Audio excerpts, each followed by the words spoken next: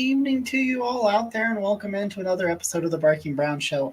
I'm Jacob, Mr. Casey Kinnaman. Next to me, Nick is out on assignment this weekend. We were brought to you as always by our friends over at SeatGeek. Listen, Jim Donovan got added to the crew for the Legends. Phil Dawson and Jim Donovan will be honored this Sunday. If you want to get some last-minute tickets, go over to SeatGeek. Use our promo code Barking Browns and get $20 off that purchase. If you're on YouTube, we're live on YouTube. I put us live on YouTube today. I forgot about Twitter though. But would hit that subscribe button. Casey, how are you doing, man?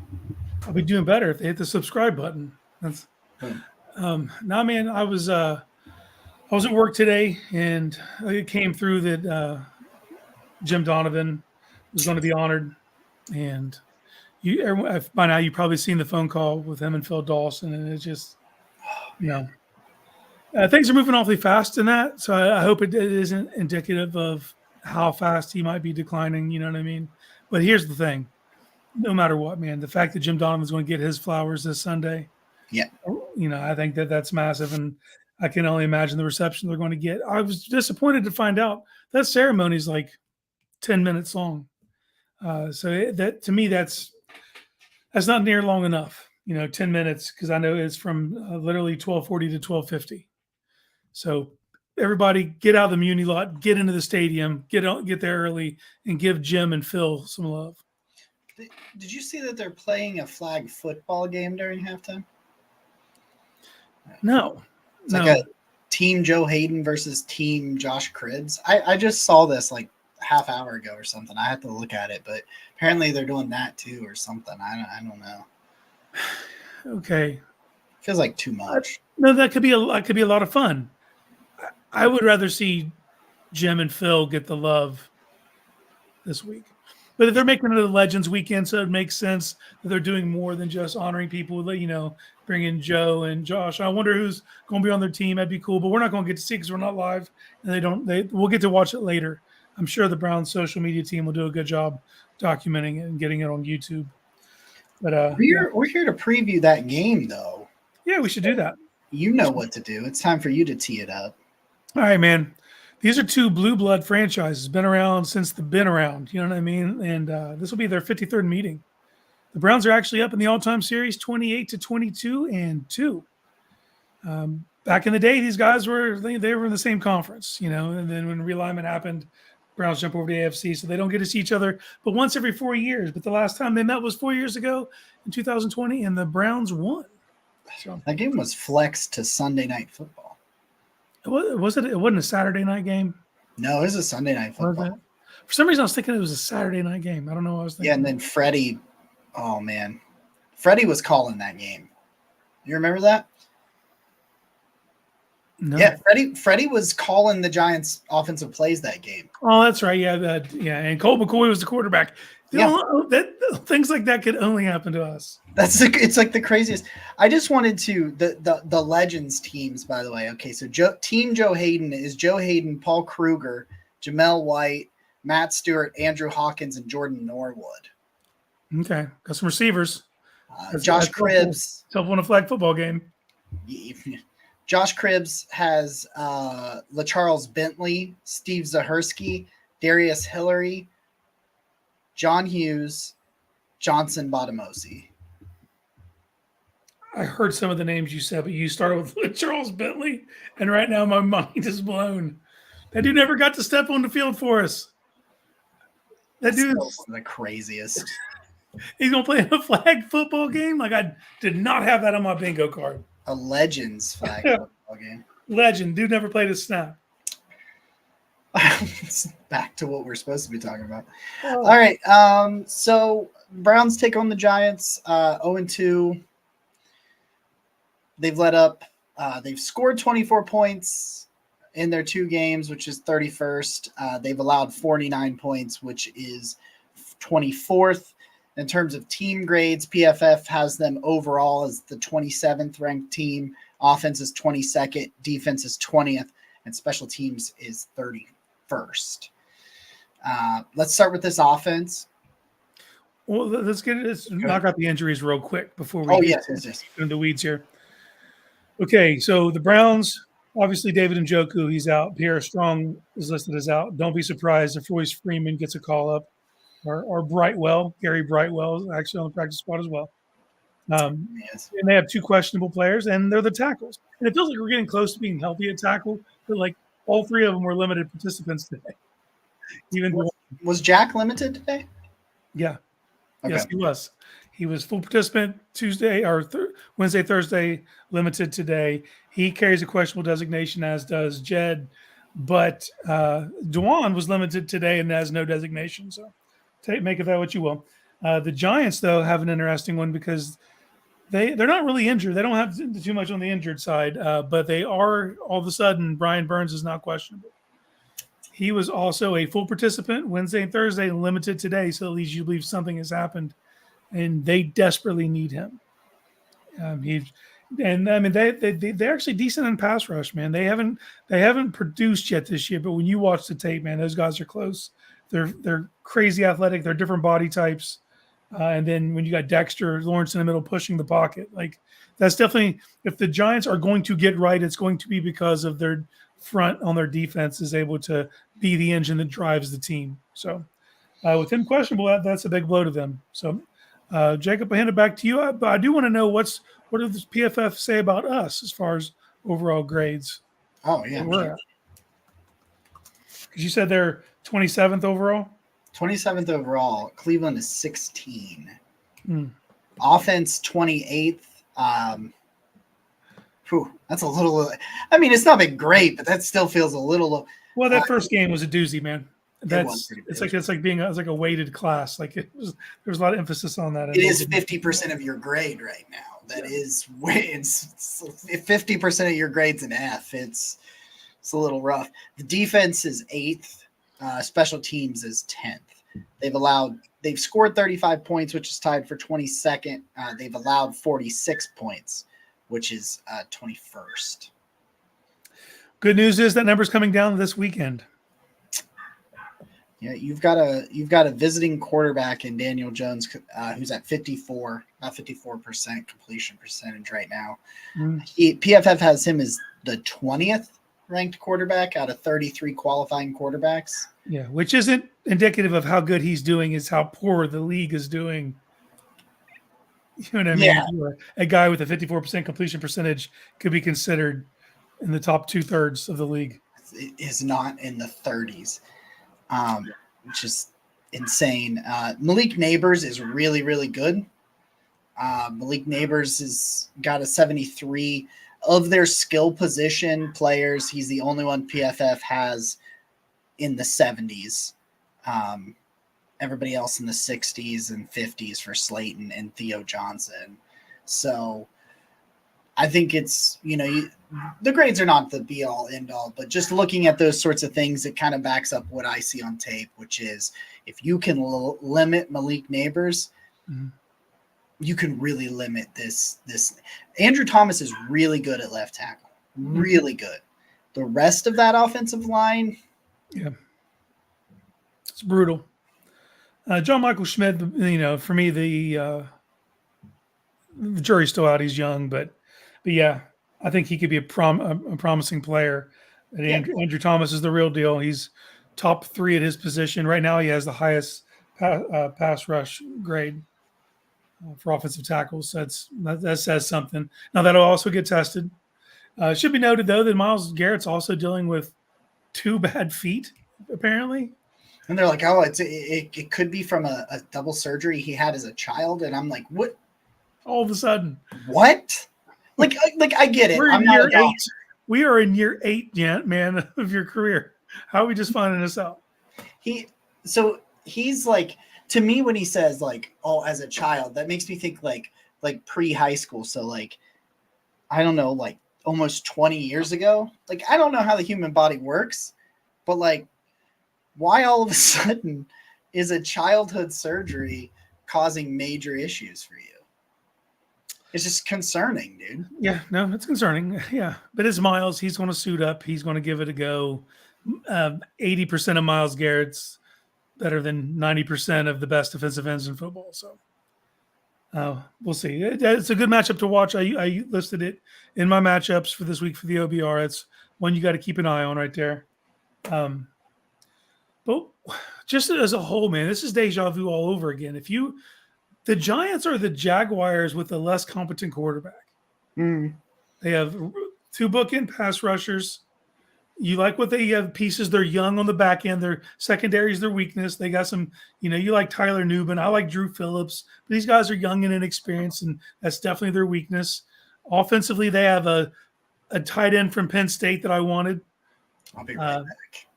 I'll be right back. Yeah, then they also have Brian Thomas Jr. For the Jags, and they got Malik Neighbors for the Giants. So these are like mirror images of each other. I think the Jags have a better overall skill group when healthy. Obviously, that was tested with Evan Ingram going out. But the Giants are like great value Jacksonville Jaguars. And you should beat Kirkland Jacksonville. I think that should definitely be on the table. Vegas has you as a 6.5 point favorite at home. I will truly be shocked if they don't win this by double digits. It's just the way I see the game going down. And it's not for anything that I think the Browns are some world beaters. It's what the Browns defense is going to be able to do at home to this Giants offense. When I think of games that I compare it to, it's funny because it actually reminds me of week 3 from last year playing the Tennessee Titans, a game that was 27-3. I'll give the Giants a little more credit, but I don't think they see 14 points in this game. And I expect the Browns fully well to at least score, in my mind, 24 points has got to be the watermark now at home, still gaining from last week, steadily inclining. That's what I expect. Now, what does that look like? What does 24 points from this offense look like? Now, the defense could give you a boost and get a pick 6 here, or, it could turn into a field goal type game, which you like your chances at home with D-Hop. But 24 points, man, I want to see something similar to last week. Now, are we going to get a 16-play opening drive for 9 minutes and 16 seconds? I mean, that's highly unlikely. But that's the way defenses are playing you. That's how you're going to have to chip away at teams. But I want to see a very competent opening drive that ends in a touchdown. They script well, you know what I mean? So the efficiency you want to see, I mean, Deshaun got off to 8 out of 9 to start that last game. Give me something similar. I would like to see him stay in the 70s, stay in the 70% completion percentage for this game. I think it's set up on a platter for you. I think this is a game you get up early and kind of let your defense just grind them out, and then you just win field position battles. And if you score 3 touchdowns and a field goal, you should win this game going away. I do not see a world in which this Giants defense, led by Daniel Jones, actually makes it out of the teens. I don't think it's possible. I would bank on like a 24-10 type game. But I also want to throw another bold prediction out there. I think that this might be the last time Daniel Jones starts for the Giants. I think he's going to look really bad against this defense. I think he's going to look so bad against this defense that somewhere midway through the third quarter, Drew Lock comes out and he is the quarterback. And that might be where they see their 1 touchdown drive under Drew Lock, swag lord, going out there and slinging. So I think that's kind of where I'm at. That's the way I see this game. Now, what scares the shit out of me is I'm hearing a lot of similar talk. We just dropped our roundtable game predictions at the OBR, and all of us were like mid to 20s, high 20s to 10 to 13 points. And anytime that we all start thinking about like the same, when it becomes a group think and we all have the same prediction, like it scares the shit out of me. Wouldn't it be funny if I had just never came back? I could have kept going, dude. I was going for it. Fantastic the whole time. Yeah, the whole time, no filler. Let me see Cliff Notes. What you missed. I think that they're Kirkland Jacksonville, a great value Jacksonville. I think This game is set up on a platter for you to look good. You're favored by 6.5. I think if you don't win by double digits, I'm shocked. The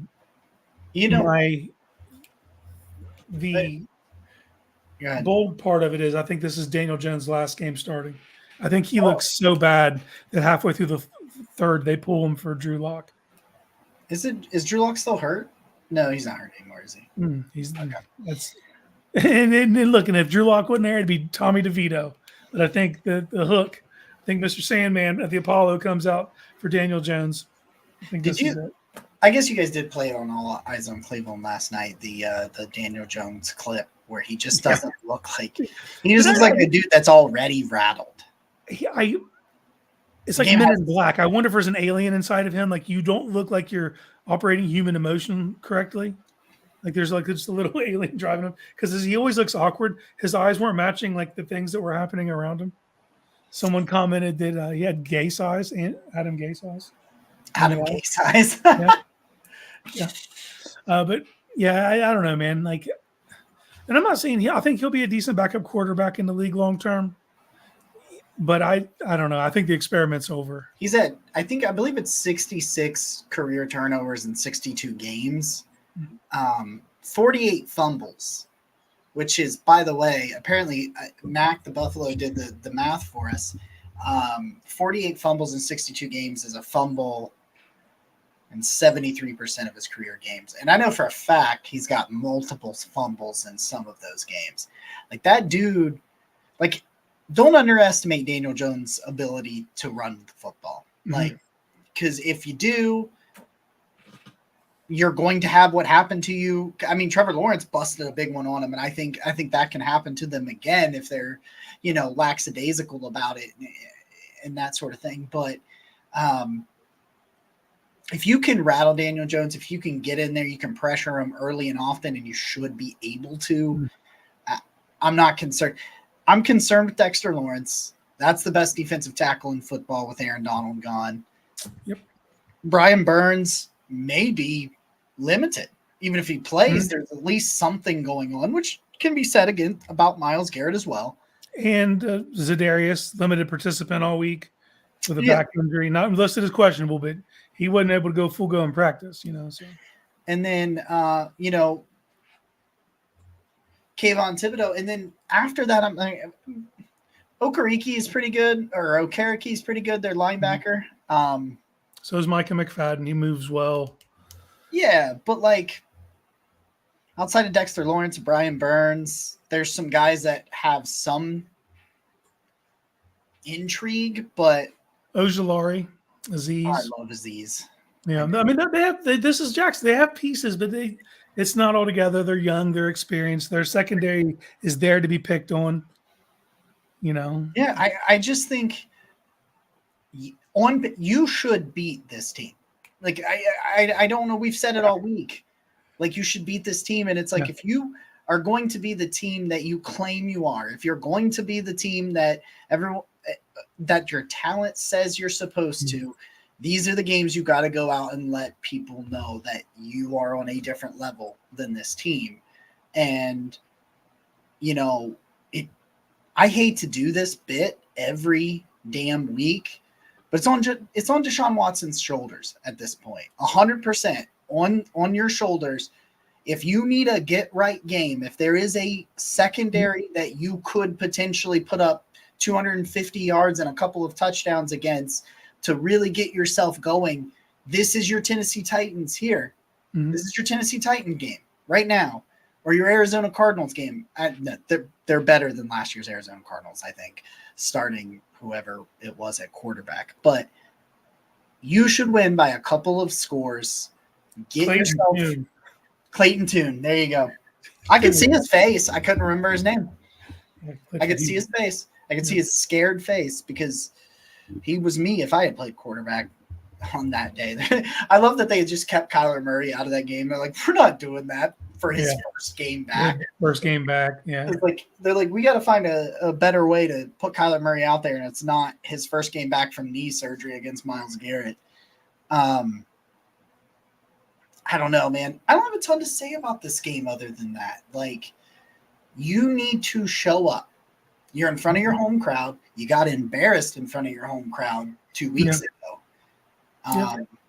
Amari, ICMC made the comment, but Amari, I need you to play, man. I need you to show up.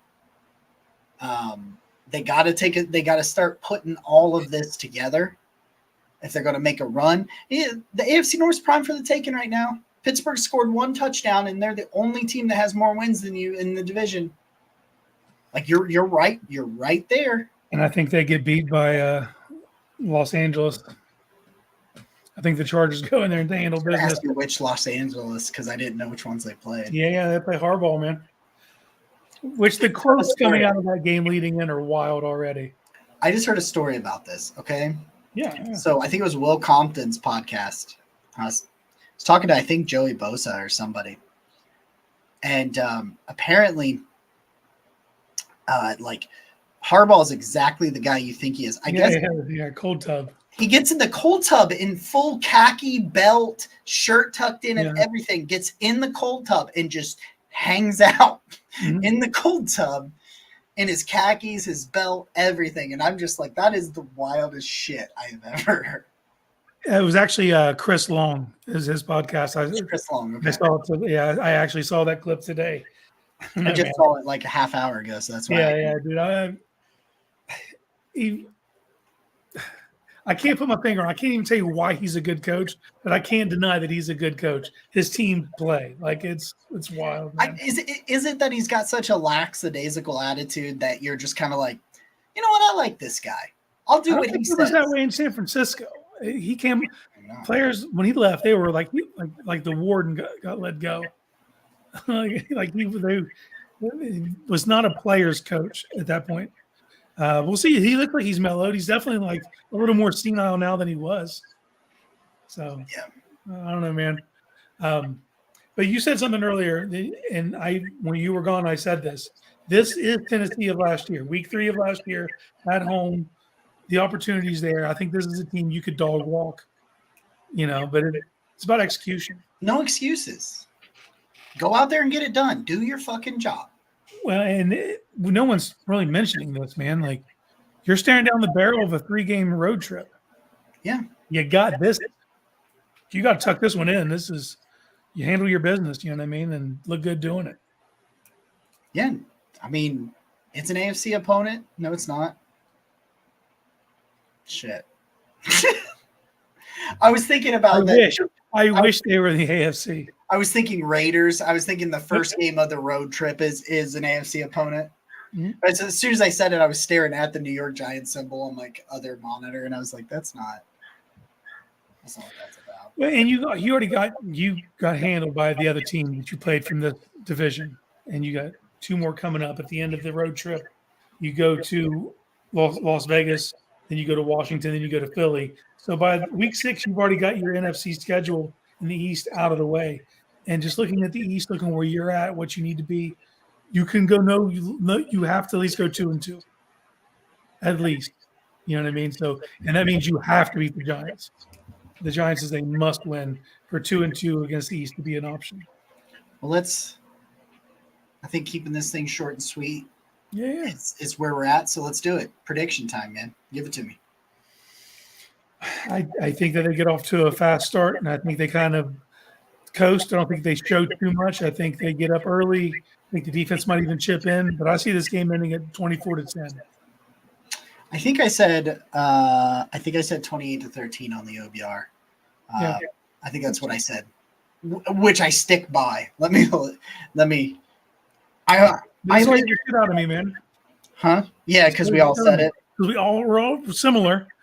And then I saw the NFL I said predictions, and it was a clean sweep on them. You know what I mean? It's like, God damn it. And then last night, Brad, he's worried about this being a trap game, which this has all the classic makings of a trap game. You're looking ahead at the road trip. You think you got a team that you should beat.